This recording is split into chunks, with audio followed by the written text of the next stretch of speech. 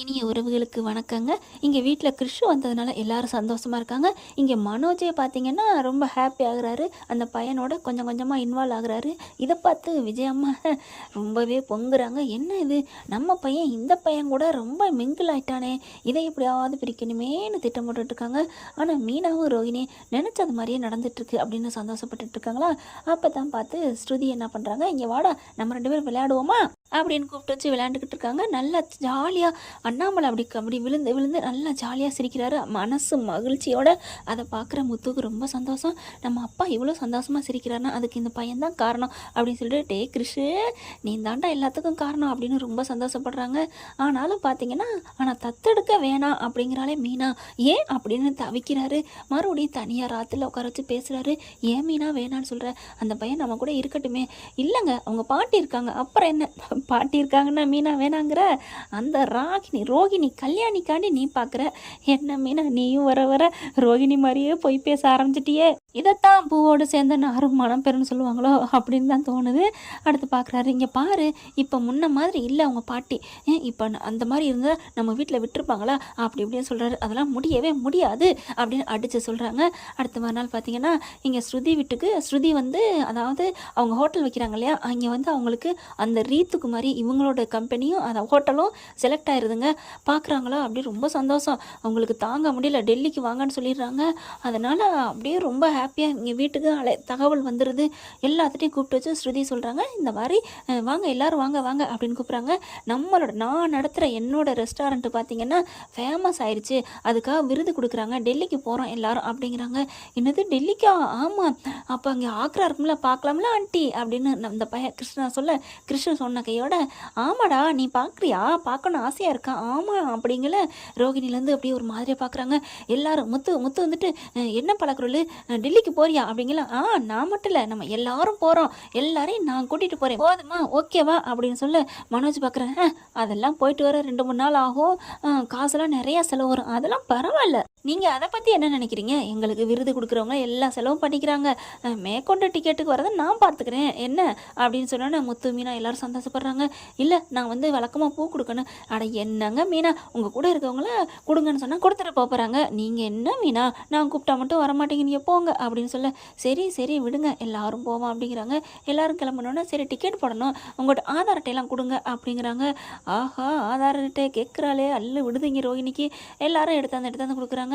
ஆனால் ரோகிணி மட்டும் அப்படி போயிட்டு பாலாக காமிச்சிட்டு தேடிட்டு, ஸ்ருதி ஆதார் கார்டு இல்லை என்னன்னு தெரியலையே, ஆதார் கார்டு இல்லாமல் டிக்கெட் போட முடியும், அதெல்லாம் முடியாதே, எப்படியா தேடி எடுத்துத்தாங்க, நான் பார்க்குறேன், எனக்கு கொஞ்சம் வேலை அர்ஜென்ட்டாக இருக்குது, போயிட்டு வந்து பார்த்துறேன் அப்படின்னு சொல்லிட்டு நவுந்து ஓடிடுறாங்க.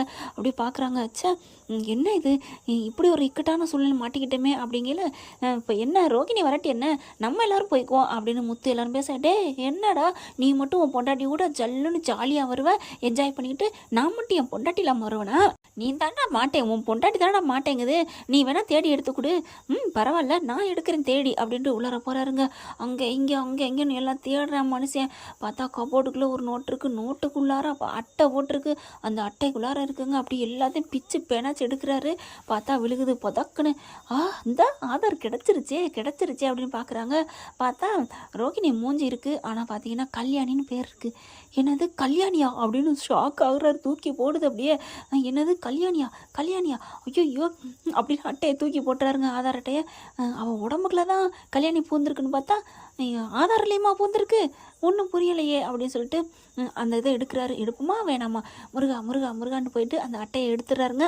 எடுத்துட்டு வெளியில் வராரு. டே என்னடா ஒரு மாதிரியா பேய் இறஞ்ச மாதிரி வர்ற அப்படின்னு நீங்கள் முத்து கேட்க, டே முருகா அப்படின்னு சொல்லிட்டு அந்த ஆதார் அட்டையை கொடுக்குறாரு. என்னடா ஆதார் அட்டையை நான் வாங்கி எடுத்துட்டேன் ரோகிணிட்ட அப்படிங்கிறாங்க.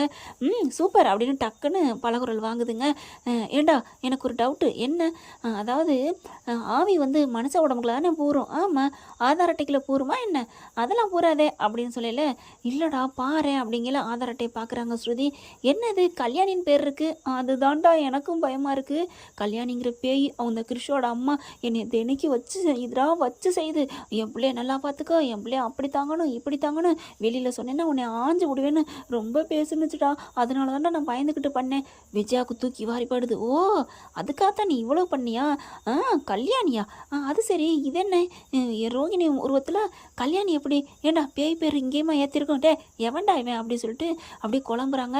என்ன இது, இந்த பேருக்கு கல்யாணின்னு இருக்கு, ஆதார் இந்த ஒன்றும் புரியலையே அப்படின்னு குழப்ப. நீங்கள் இது வரைக்கும் ரோஹினியோட ஆதார் பார்த்ததே இல்லையா அப்படின்னு சொல்லி கேட்க, மனோஜ் இருந்துட்டு இல்லை நான் பார்த்ததே இல்லை, கல்யாணிங்கிறது கிருஷ்ண அம்மாவோட பேராச்சே அப்படிங்கிறாங்க.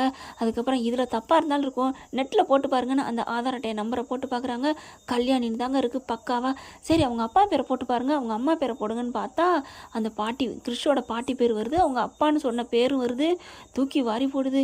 என்ன இது, கிறிஷோட தாத்தா பாட்டி பேர் வருது. இங்கே இவங்க அப்பா பேர் ரோஹினோட்டே, ஓ மாமனார் பேரும் அதானடா. ஆமாம், அப்போ இந்த பிள்ளையோட அம்மா கல்யாணியா அப்படின்னு சொல்லல மீனா வந்துடுது. மீனாவுக்கு தூக்கி வாரி போடுது. ஐயோ அப்படின்ட்டு டக்குன்னு வாங்குறாங்க ஆதாரை. இதெல்லாம் எதுக்கு நீங்கள், அதுதான் காணாமல் சொல்லிடுச்சுல, அப்புறம் நீங்கள் எடுத்து வந்து கொடுக்குறீங்க அப்படின்னு பேச ஸ்ருதி வருது. என்ன மீனா, என்ன நீங்கள் இப்படி பேசுகிறீங்க, கல்யாணின்னு பேர் போட்டிருக்கு அப்படிங்கல. உங்களால் ஒன்றும் பண்ண முடியல மீனானால. கரெக்டாக வெளியில் போன ரோஹினிக்கு ஃபோன் அடிச்சு உடனே வீட்டுக்கு வாட்டி அப்படின்னு கூப்பிட்றாங்க. அங்கேருந்து என்னாச்சு ஏதாச்சு, வாடி கல்யாணி அப்படின்னு கூப்பிட, கல்யாணியா, ஐயையோ எந்த பிரச்சனை எதில் மாட்டிக்கிட்டு இருக்குன்னு தெரியலையே, மாட்டிட்டம்மா. அப்போ மீனா சொல்லியிருப்பாளா, சிட்டியா இல்லை தினேஷா, அம்மாவா, கிருஷ்ணா, ஐயையோ எந்த வகையில் நான் மாட்டேனேன்னு தெரியாமல் அங்கேருந்து வர்றாங்க. வீட்டுக்குள்ளே வரையில ஆதார் அட்டையை காமிக்கிறாங்க. அடியே இது எவடி அந்த கல்யாணி, உன் அக்காவா உன் தங்கச்சியா அப்படின்னு கேட்க ஆடி போகிறாங்க. ஆண்டி அது வந்து மனோஜ் வர்றாங்க. ஏண்டி ஆண்டி நான் சொல்கிறேன், என்னென்ன ஆட்டி படைச்சியடி, ஏண்டி படுபாவி அப்படிங்கல மறைக்கிறாங்களே. கல்யாணிலாம் நீ தாண்டி, எங்களுக்கு எல்லாம் தெரியும்டி. நான் கல்யாணி இல்லை, அப்புறம் இதில் இருக்க கல்யாணி தெரியல, அந்த பேய் தான் அப்படி மாற்றிருக்கு. ஏய் அரஞ்சன் வேணும் ஒரு அறை கொடுக்குறாங்க.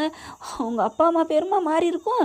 அந்த நம்பரை போட்டு பார்த்தா உன் அப்பன் பேர் வருதுடி, கிருஷி பாட்டி பேர் வருதுடி, அவன்கிட்ட கேட்டால் தாத்தா பாட்டி பேருன்னு சொல்லிட்டாண்டி அப்படின்னு சொல்ல, அட படுபாவி நான் பெத்த மைனை என்னை மாட்டி விட்டானே அப்படின்னு நினச்சிட்டு இருக்காங்க.